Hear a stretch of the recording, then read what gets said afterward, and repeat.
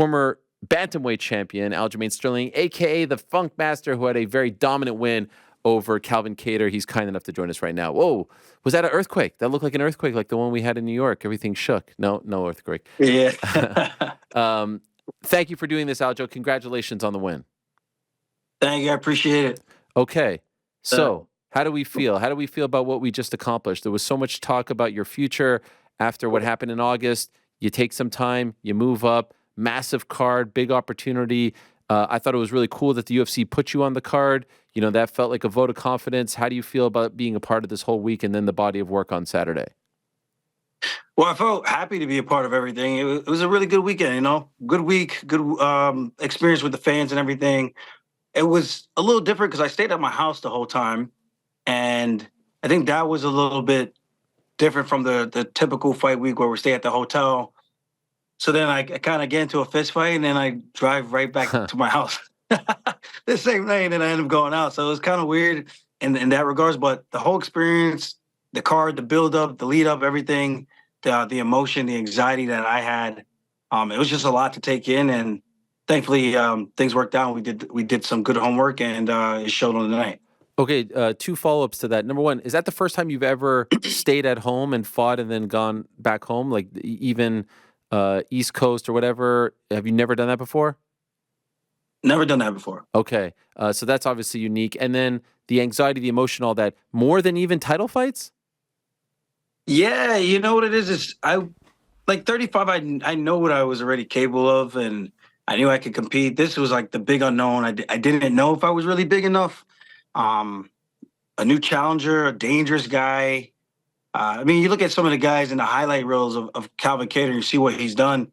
I mean, even with the Max Holloway fight, he did some good stuff in that fight, although it was pretty much as one-sided as it can get in a stand-up affair. But he did some good stuff in that, some good stuff against Giga Chikadze, Josh Emmett, Dan Ige. He's fought a lot of good guys, Andre Fili, Shane Burgos. So there was a lot of concern for my health going into this fight. I was like, I don't know, man. If I can't get the takedown, this might be a rough night in the office, and I'll probably be taking a trip to the hospital. What did you do to bulk up? Like, what was the? Because usually you're so focused on cutting. Here you had to get up a little bit, right? You didn't have to cut as much. You definitely look bigger out there. Did you have to transform your body? Was that difficult? No, I didn't do anything.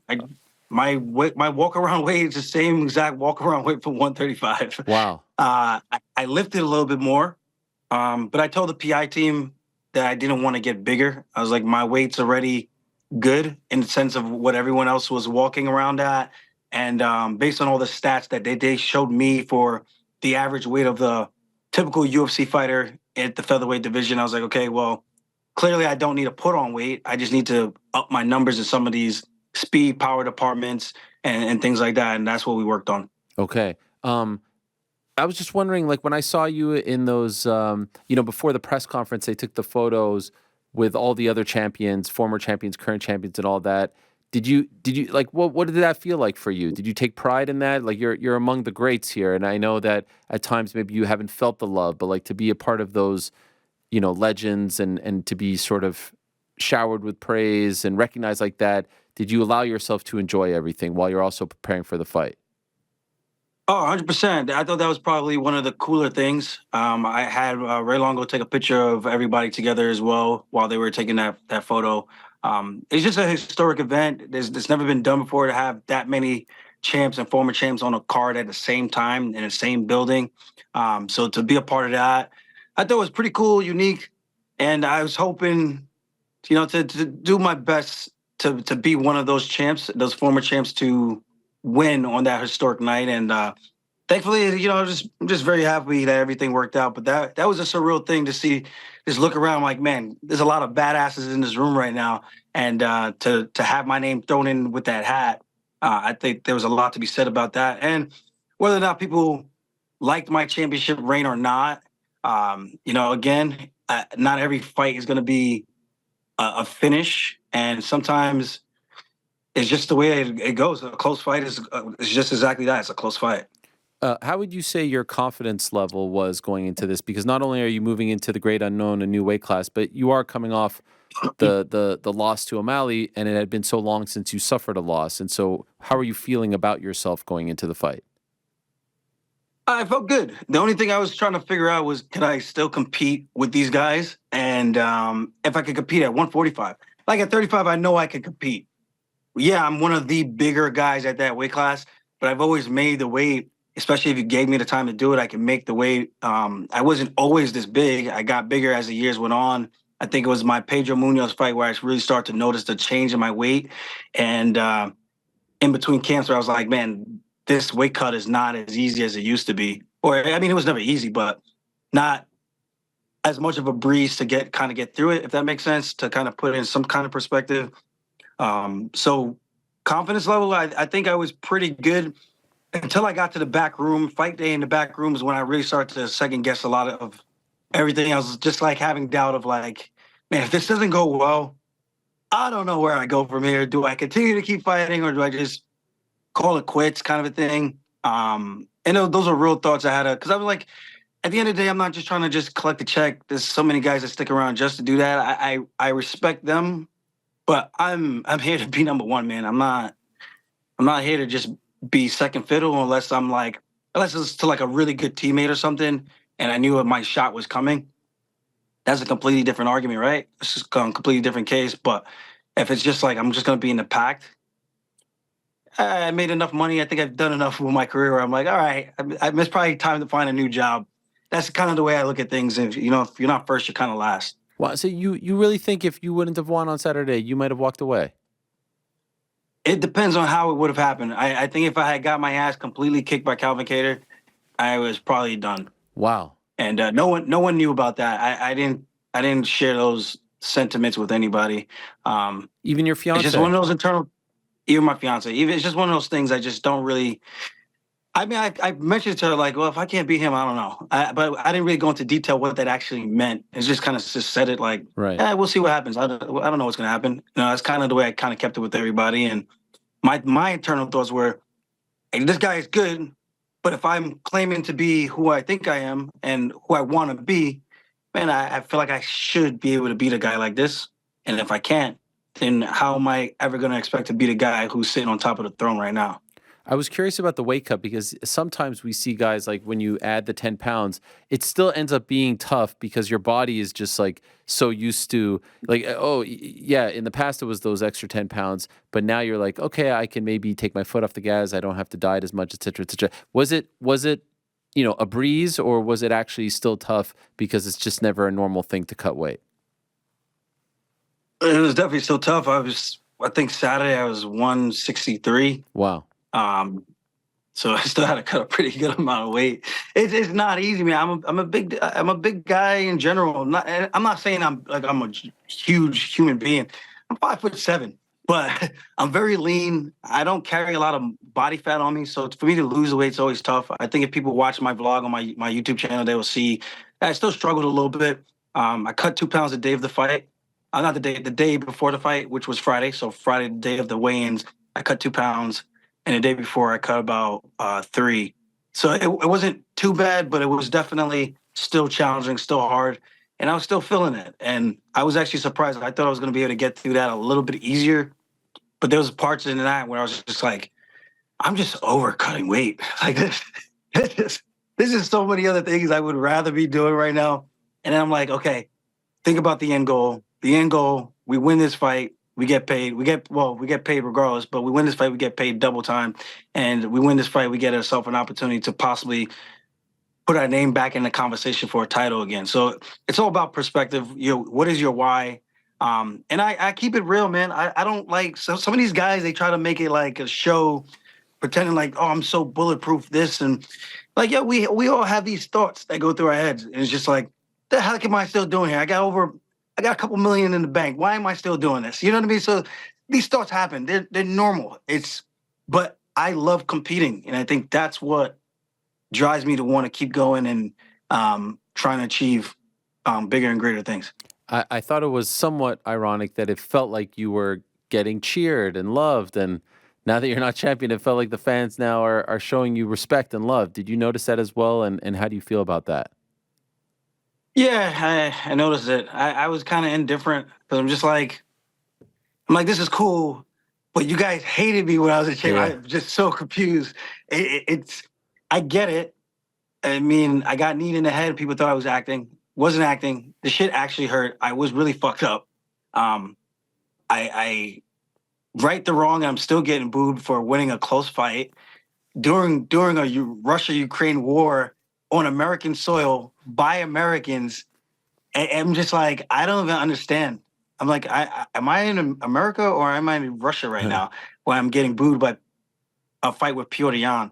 The TJ Dilla fight was a little weird when Henry Cejudo, somehow he got more boos, more cheers than I did, which was very telling.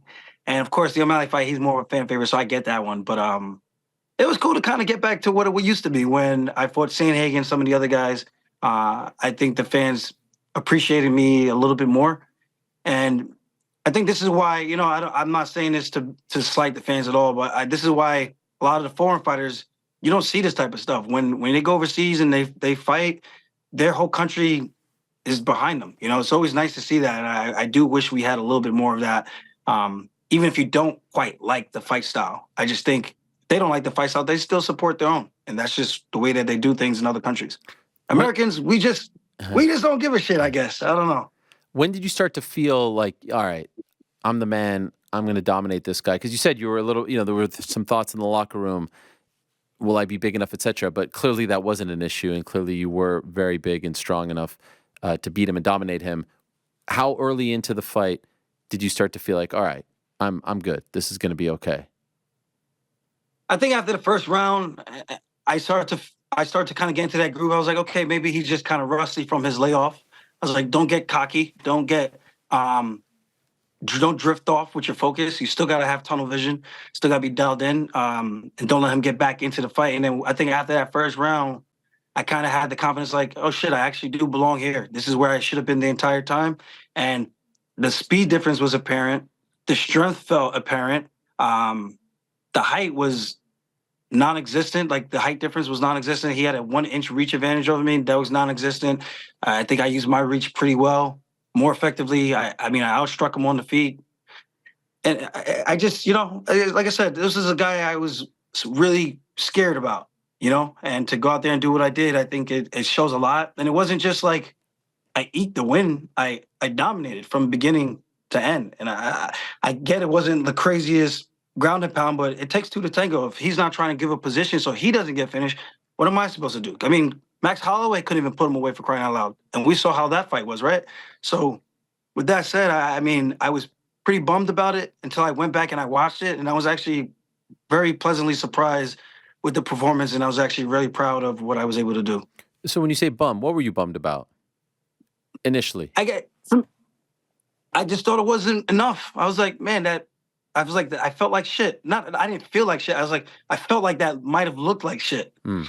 And in my head, I'm like, I didn't know if I was tweaking or not. I was like, I'm either tweaking or that was a really crappy performance. And then I'm just thinking, I started like tearing up a little bit in the back. So I was like, man, how am I supposed to beat a guy like Ilya, a guy like Volk, if I'm going to perform like that? I'm talking about fighting for a belt.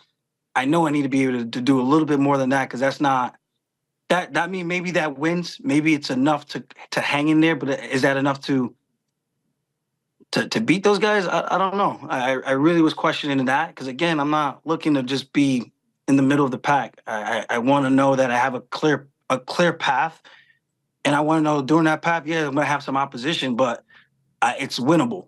That's something to look forward to versus like you have no shot, and if you have no shot, you're just like, well, what the heck am I doing?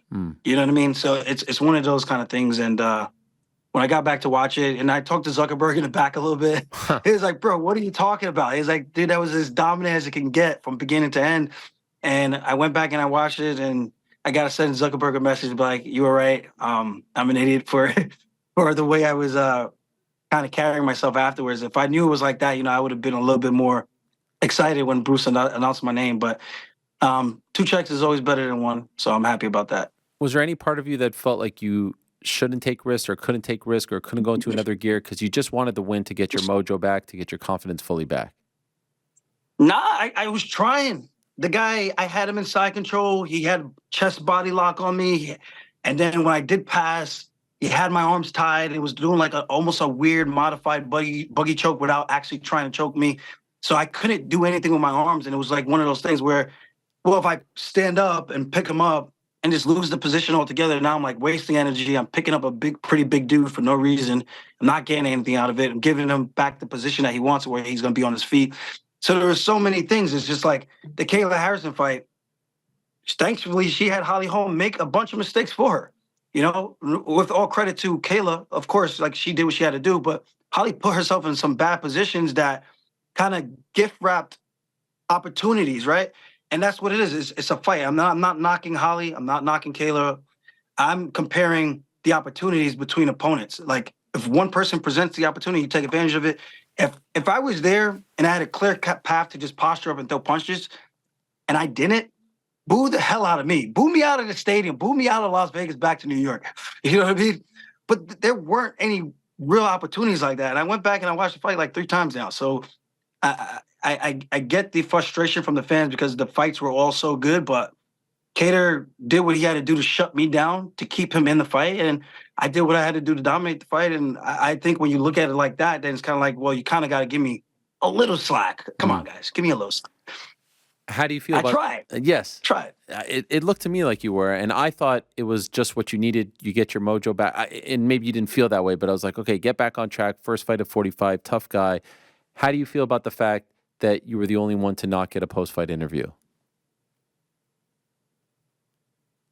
I don't want to say I was upset, but then when I thought about it, I was like, well, that kind of does suck a little bit. It definitely did suck a little bit, I guess. I guess, former champion, defended the belt 3 times, no interview. It's kind of sad.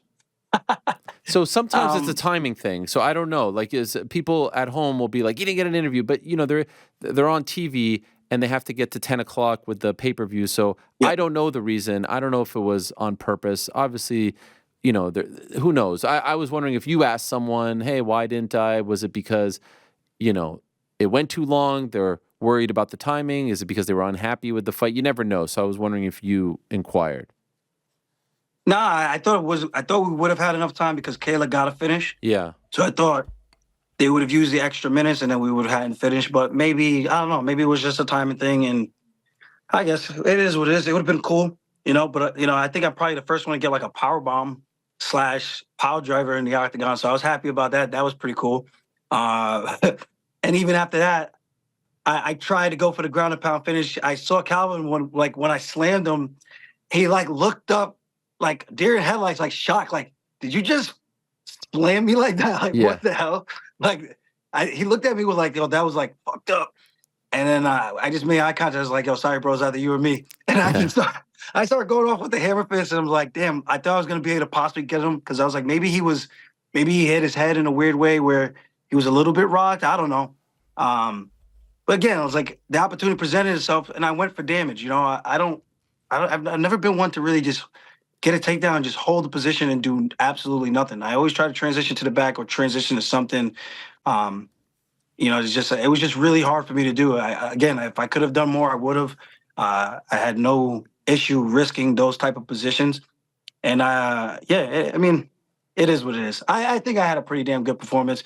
And I saw Movsar's tweet to me, Evloev, saying welcome to 145, but also saying he doesn't want to hear nobody calling him a boring fighter ever again. And I was like, I don't know if that's supposed to be a compliment.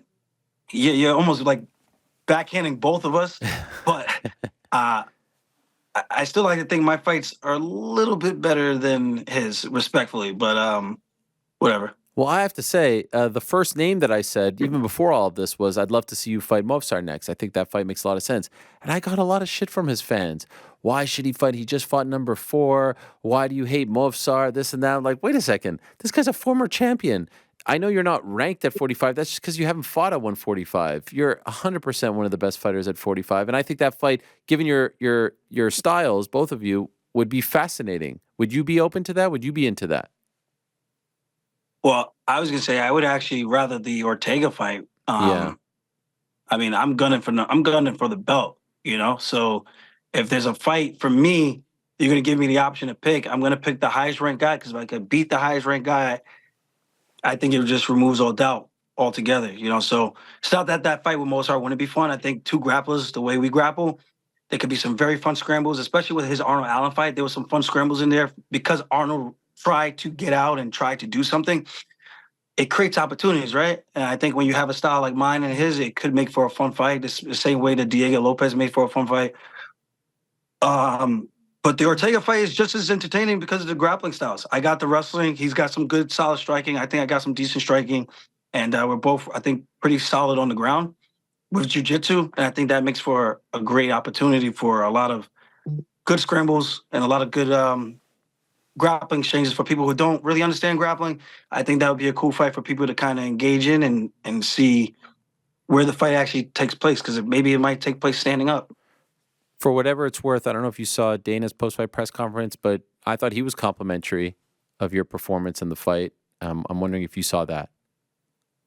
I heard people telling me, man, and I thought that was, for once, really nice of him. I was like, did I have to lose the belt just for people to just like, I don't know, just cut me a little slack? I'm not asking for much. I'm like, it's easier to be.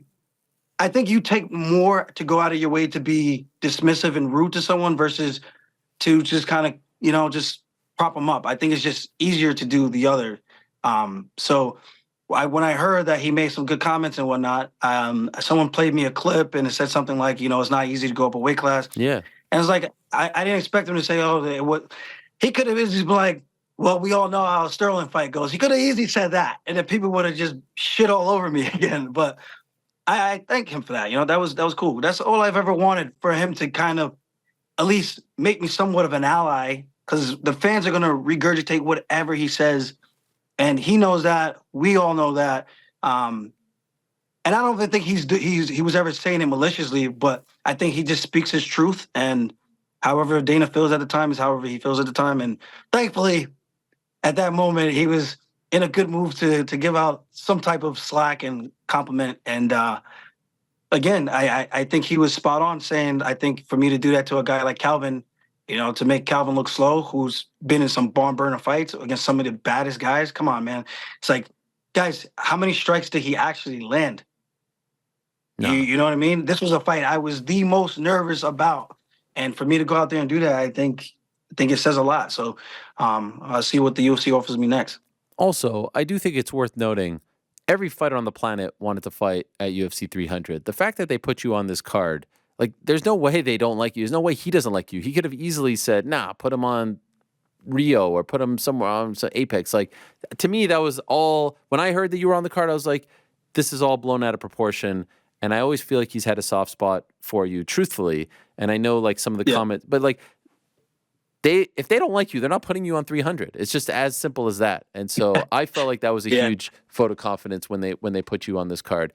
Can I ask you? I know you made the joke during the weigh-in show about Chris and the eye pokes and whatnot, and then I saw you were asked about the new gloves, and my read on it was you've tried something and you were unsure if this was like a big enough change.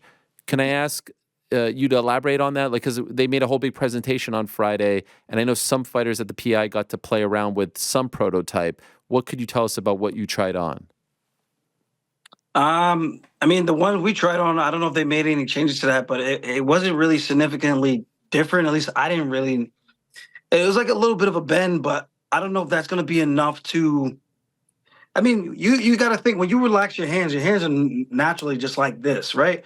So with the regular gloves that we use now, they're so stiff that they keep our hands like this. And it's not hard to keep them open, and to close them is actually there's a lot of resistance to go here and make a fist in those stiff, rigid gloves that we use now.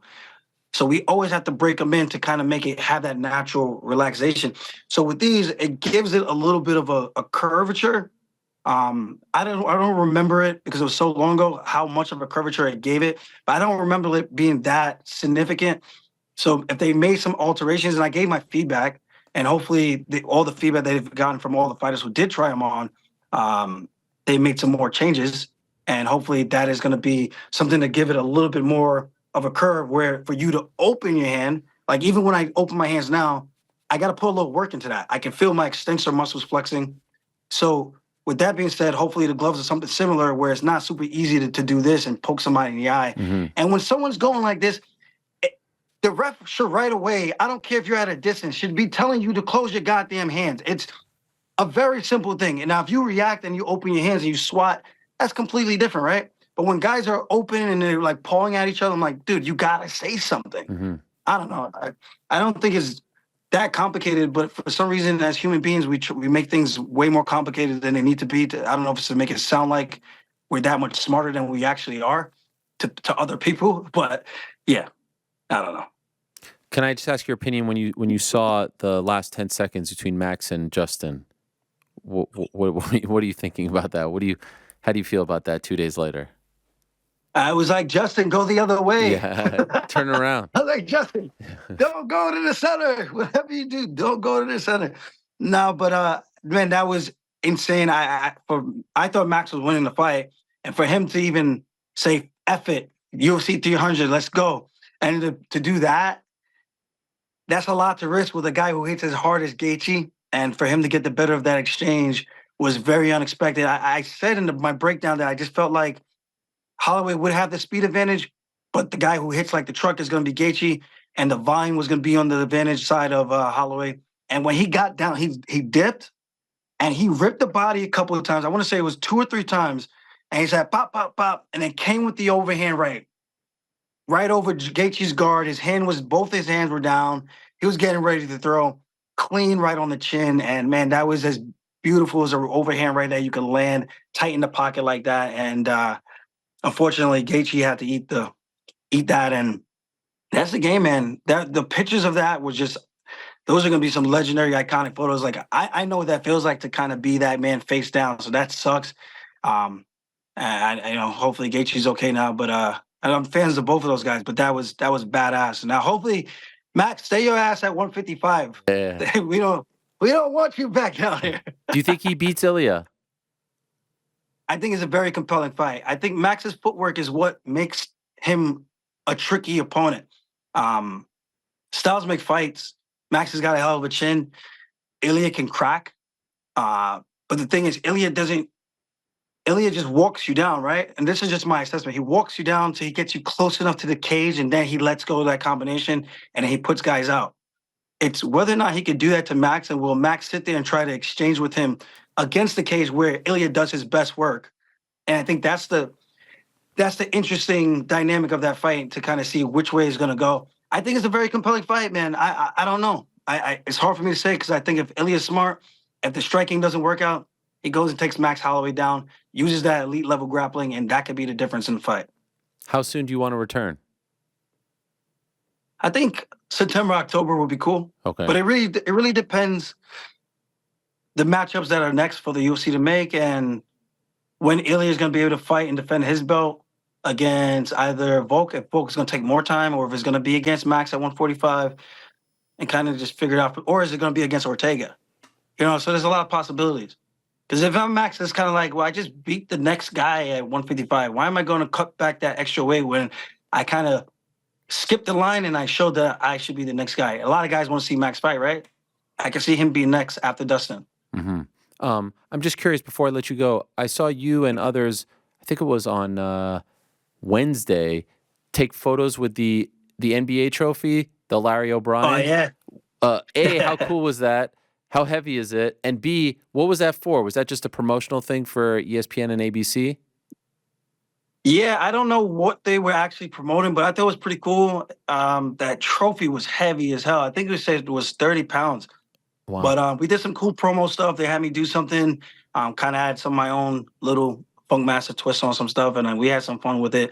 And it was easier because I wasn't cutting as much weight, where typically on that Wednesday I'd be exhausted, and I would not want to do any of that. But it was a cool, very unique experience. I got to share my NBA dreams that once upon a time I thought I was going to be in the NBA. So this was close enough. It looked good on you. You look good with the trophy. Thank you. I was trying to take my Kobe Bryant picture, trying to do like a remake of that. Yeah. When he was like sitting down on a chair in the locker room.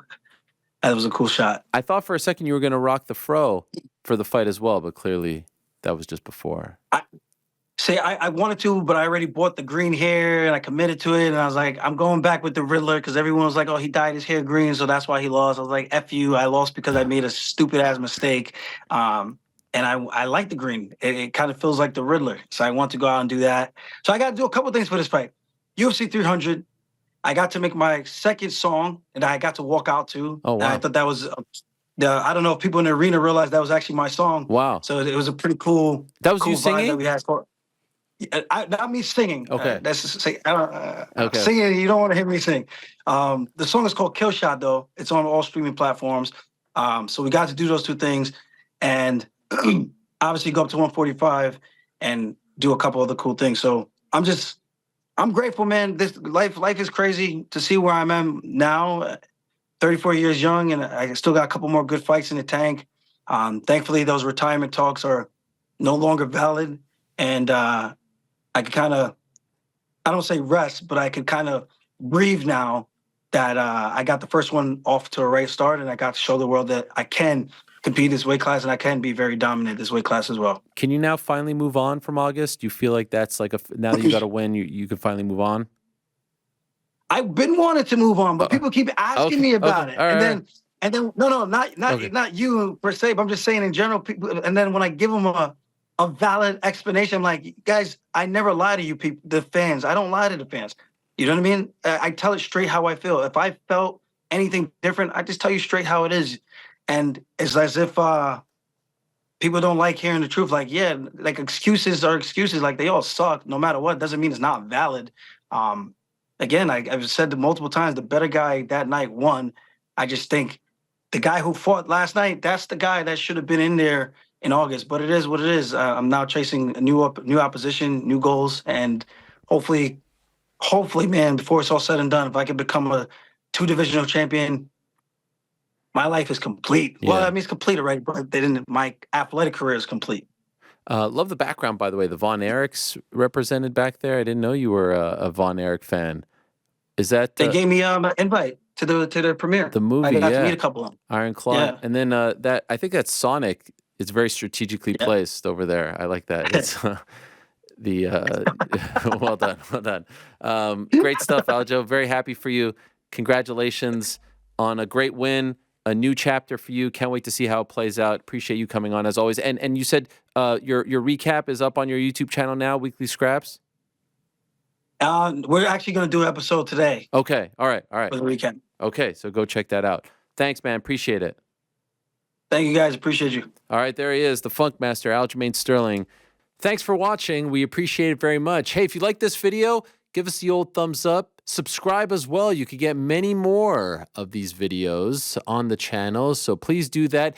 We would love you forever if you did so.